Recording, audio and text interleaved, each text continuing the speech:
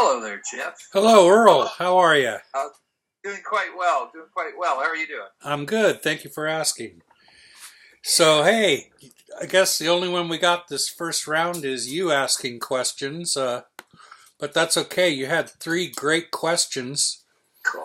I just want to see if I can get this formatted correctly on here. This is a test to see how this will run for the future anyway, but I'm hoping I can get this recorded doing side by side just like we did Nice. before. Here, let me get my flying saucer with the picture if I can. Ah, there are two. You can't really see them. Yeah.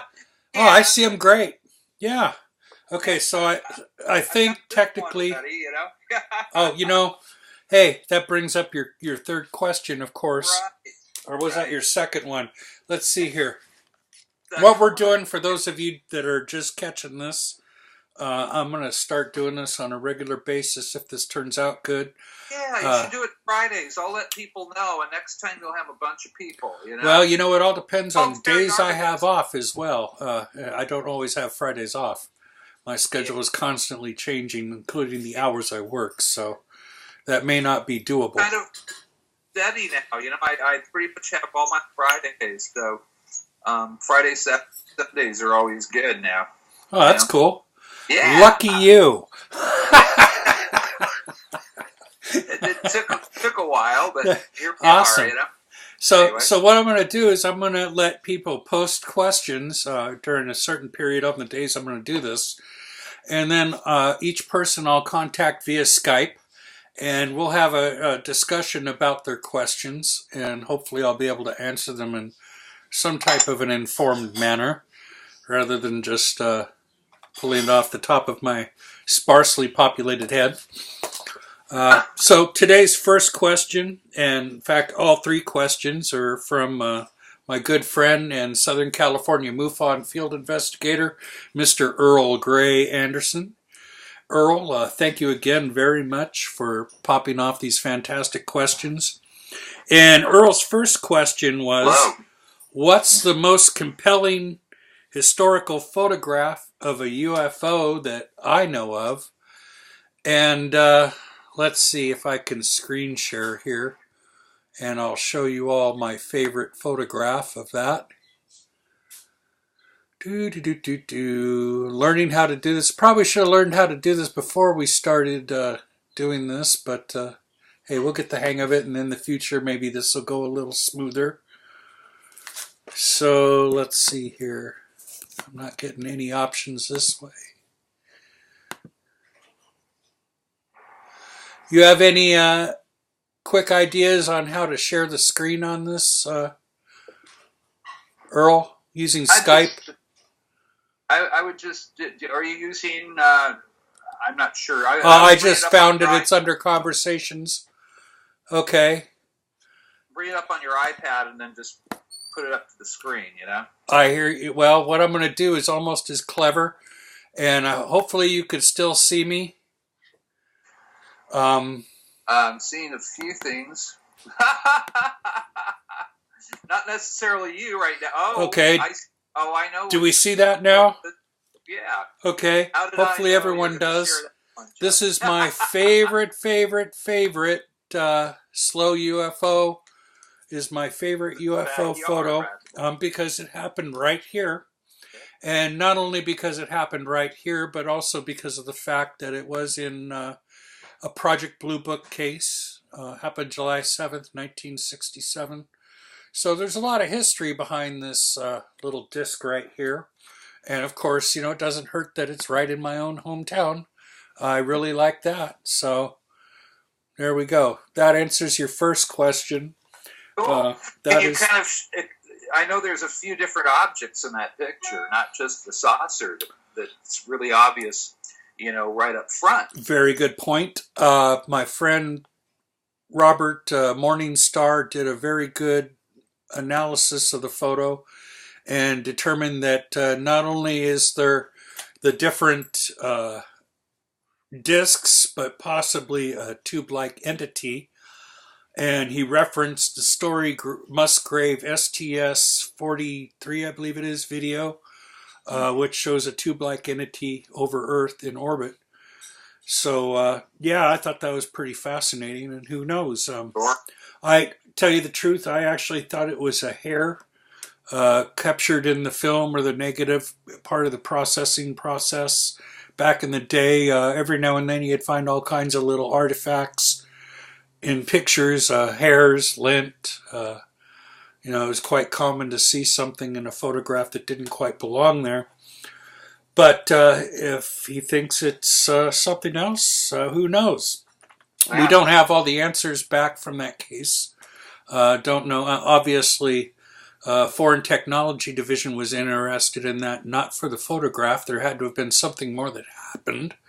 So perhaps when we do someday find out the full story of what happened there, we'll know if there were other entities or craft involved, and if there was a crash or a landing, or what actually transpired that day. We do know, though, it was something. And another thing for people to think about, if I took that picture, man, I'd be telling everyone, hey, look, this is a great photo. Yeah, this isn't one of those out of focus ones. This one's good. Look at that. And so far, no one's come forward taking credit for having shot that particular photo, which I think is odd in itself. And who knows, maybe it was a government agency or military that took the photo to begin with. Did Blue Book find out as an unknown, or did they try to chalk it away somehow? Well, you see, that's the interesting thing. Any of the meat and potatoes about it can't be found. It might still be classified. I've written 4 or 5 Freedom of Information Act requests, and granted, they don't have the teeth that they did back in the 70s, but they're still, a valuable tool. And some of the answers I've gotten back have at least shown that, well, there's something that they're hiding and not being forthcoming about. There's, I believe, 12 pages that you can find are written. You can't find the pages, but you can find reference to them when you look up that particular Project Blue Book file number. And, of course, 4 photographs, 3 of which I think I've probably found. I have the original photograph I just showed you, the unclassified photograph from the Foreign Technology Division, and then that nighttime photograph that I posted not too long ago. Cool. So that's 3 photographs relating to it. Whether they're the 3 that are stated in the Project Blue Book file remains to be seen until we have all the information. We just don't know. But slowly, getting pieces out a little at a time, and that's the way to do it. And can you post those photos on your link there, Jeff? I'd love to see them. I've only seen the one, actually. Sure, they're actually all posted in my article on UFO Digest as well, which I just reposted not too long ago. If you want to follow that link, you can find all of the enhanced photos along with the full story of what went on. Also, all the photos are available if you read my blog in the Field Investigators Toolbox. You'll find that particular issue that covers the slow UFO. Actually, there's 2 or 3 issues, but the original issue where I talk about it has all the photos available except for the nighttime shot. Cool. So, okay, question number 2. Again, another excellent question you brought up. And that question is, are the triangular UFOs seen over Belgium and elsewhere over the last few decades of human or extraterrestrial origin? Yes. That's my answer. Pretty good, huh? I bet you thought I was going to say something different, didn't you? Really, you think they're both, eh? I think there's a very good likelihood that the original came from elsewhere, but it's been the design that we have picked up on and used the most ourselves. Federation of Scientists website used to openly post pictures and video of the TR-3B, and I guess they were told that they shouldn't, that it was still secret, and even though the pictures and all the information was up there for years, since it's now been removed from the website, and I find that pretty funny in itself. But yeah, it was readily acknowledged for a while that TR-3B was part of the American arsenal. And, there's more models than the 3B. Obviously, I've heard up to the 3E. Yeah. So, loose lips sink ships. You're not going to hear a lot of people talking about things like that. Now, is there? Yeah, I believe you've done like a bit of research into Vandenberg Air Base that they have a chevron, the logo that they use and the little badges and such. Well, strangely enough, a lot of the logos at the front gate of Vandenberg, there are 3 different logos there, I believe, that have triangles flying off in the logo, which you can interpret as you want. But I think it's pretty odd that that is the home of the, Space Command. And, probably the, what's that called? Oh, secret space program that's going on. If you look at the history of the base, how it came about, the commanding officers, and Vandenberg's history with UFOs in particular, General Vandenberg took a whole lot of credible evidence and just got mad and threw it out. He didn't want to hear that nonsense, despite how credible the evidence he was presented with was. So that being a seat of the secret space program is not that far a stretch for me.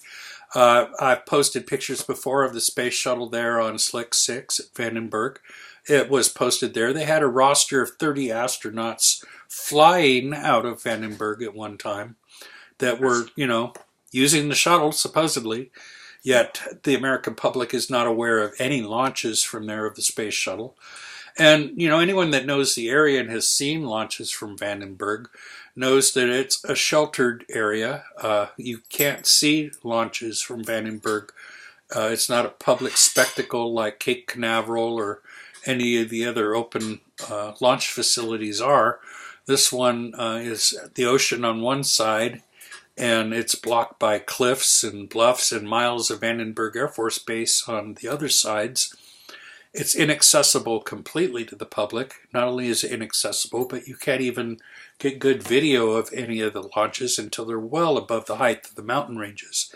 So to tell what's launched, unless you have a really good high-resolution camera or telescope, such as the one used from Big Sur to photograph that missile launch back in the 60s that caught the UFO disabling the warhead. Oh, sorry, did I say that? Unless you have something like that, you're not going to track it and know that that was a shuttle going up. It's, all you see are the flames and the smoke. Very, very, very hard to identify exactly what type of craft it is that's lifting off. Good example is last summer, that Trident missile test that went off at the end of summer and had everyone freaked out that it was a UFO and the green cloud. And, well, sorry, that was stage separation, outgassing from the spent fuel igniting in between the stages, the unused fuel in the first stage. It's quite a common occurrence, quite an easy thing to spot and tell what it is if you know what to look for. And especially when you can see the other stage traveling off in the distance, people got to understand perspective. When things are going up in the sky, rockets do not travel straight up, not from your perspective, unless you're right there at the launch pad. From your perspective miles away, they're going to appear to go at an angle, and they're going to appear to go, away from you, because they are. They're going up, which is also away from you, and they're also going downrange, which is also away from you. So, when you see a curved trajectory, that's more of an accurate description of how a rocket goes up. It does not just shoot straight up into the sky and there you go. That's not how you achieve orbit. And most places, the reason we launch most of our good flights from Cape Canaveral is because we get that free boost of the rotation of the Earth.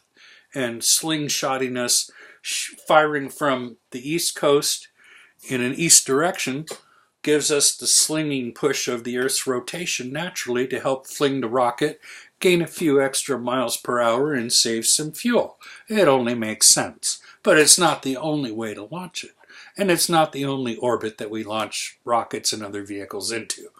So to answer your question about that, it could be any number of things that they launch from Vandenberg. But unless you have very good tracking cameras or someone right there on the ground, you have no way to verify what it was that went up.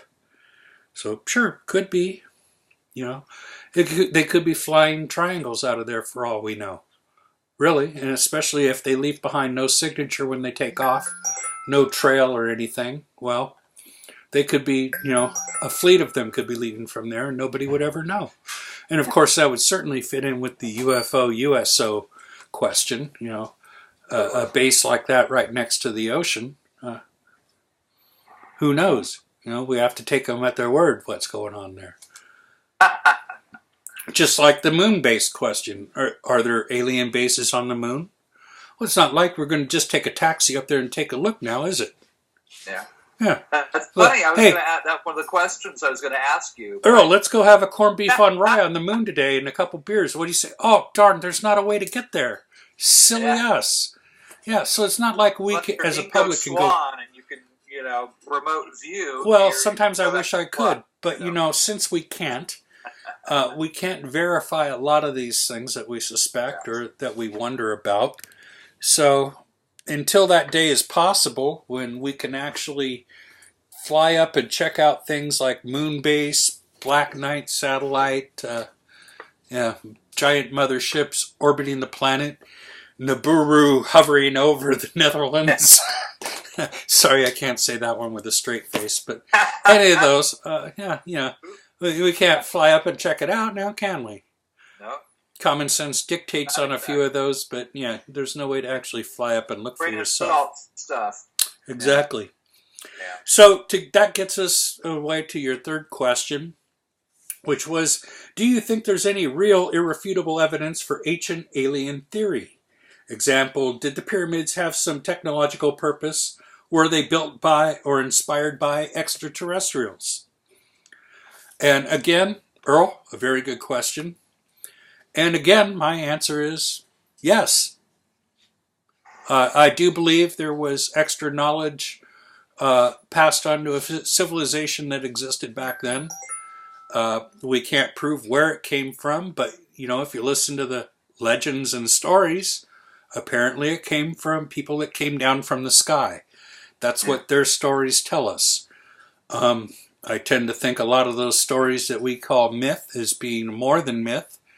I think it was a way of record keeping and the way that they kept histories, and would be foolish to throw away those histories just because we assume that they didn't have the brain power or tools or knowledge that we do now back then.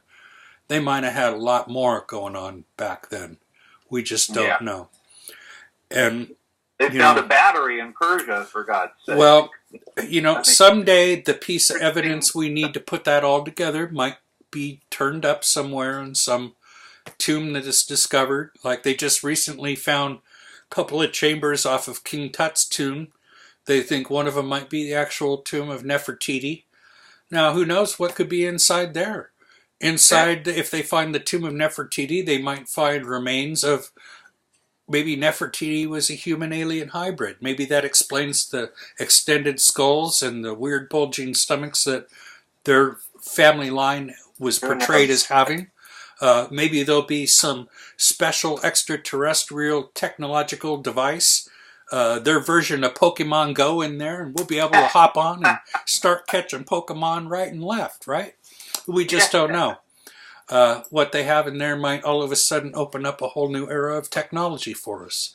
Or maybe it'll be like Capone's vault and it'll be an empty bottle of wine. Yeah. Who knows? But I do believe that someday evidence will turn up. We'll find it. It's just a matter of looking in the right place. And there are many places where we think there could be that information kept. It's just we don't have access to them with the world climate being what it is right now. And I don't see it getting any better until we start, as a country, treating the rest of the world as equals instead of as places to bomb. Imagine that. Yeah. It would be nice if that day came around. It would be. The rest of the world knows. Most of us Americans are appalled at the bombing going on around the world, all the violence going on around the world. And it's our belief as ufologists that a lot of these things are strictly because of the balance of power that's kept by the people who are in control of these secrets. So again, it's sad, and we hope that these things do change. So thanks, Earl, for contributing to the first My one pleasure, of these Jeff. Q&A sessions. Enjoy the rest of your day off and your tasty ale.